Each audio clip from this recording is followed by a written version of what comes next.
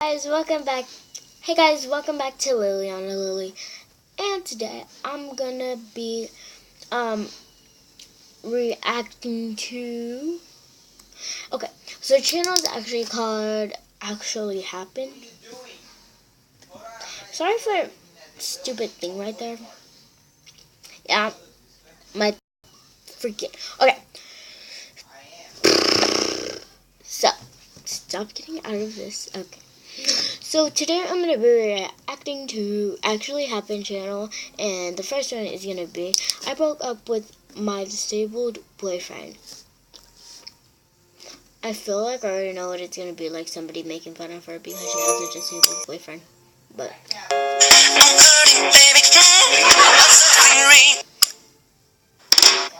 I already seen this. Hello, I'm Ellie, and I would like to confess something. I don't expect that I'll feel better after this, and to be honest, I don't deserve it anyway. But maybe at least I can prevent somebody else from repeating my mistakes. Everything started on the first day of my junior year in high school. I was happy to finally see my classmates and friends again after a long summer vacation. I guess I was pretty popular because I had a lot of friends. During my lunch break, I spotted a new guy in the schoolyard. Well, it was hard not to notice him. Tall, messy blonde hair, and with a cane. I remember that moment I thought to myself, what a nice-looking guy. Too bad he has to walk around with that stick. I asked my friends about him, and they said he wasn't a new student. It turns out he had studied at home for the last 2 years because of a serious bone fracture. Apparently, he had started to feel better and returned to school. His name was Nate, they said. Days, weeks, and even months flew by, but for some reason I couldn't get Nate out of my head, not for a single day. And from the way he looked at me whenever he crossed my path, I knew he was thinking about me too. There was something very special about Nate, something that distinguished him from the rest of the guys who would fool around during the breaks between classes. He would normally just sit with a book or do his homework. I admired his maturity, but I couldn't understand why he didn't try to approach me. After all, he wasn't all that shy, at least not on the surface.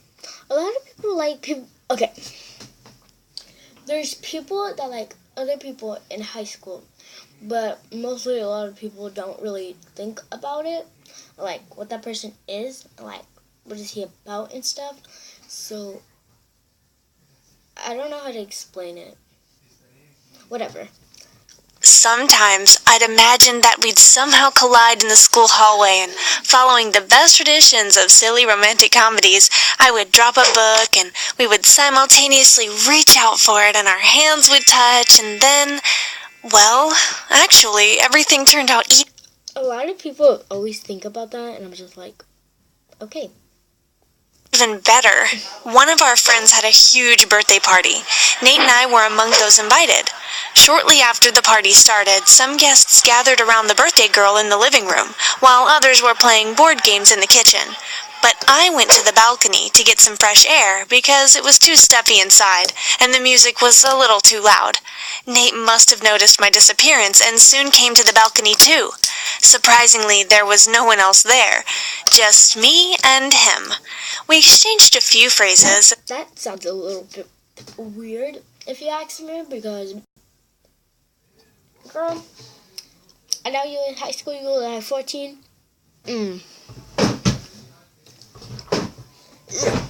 It's like, why? Why? Why is it happening? That guy doesn't even know you. And then an awkward pause hung between us. I turned to Nate and realized we were so close that our lips almost touched. He didn't miss this opportunity. That is disgusting, if you ask me. Good. Okay. When I watch these type of videos, I'm like, disgusting. Why am I be asking? Cause like, that's weird. And kissed me. And that night we started dating. I was thrilled. On the next day, I told my friends about Nate and I didn't expect the reaction I got. They started telling me that I had made a mistake and I shouldn't be dating him. I tried to convince them that Nate was such a kind and lovable person, but they wouldn't listen. They kept insisting that If somebody doesn't let you date who you want to date, they're not your friends. Or, okay, some friends, they try to help. Some don't. It's like weird. Dating a disabled person was extremely tough and that I deserved something better. Of course, I didn't change my mind overnight, but the worst thing was that I started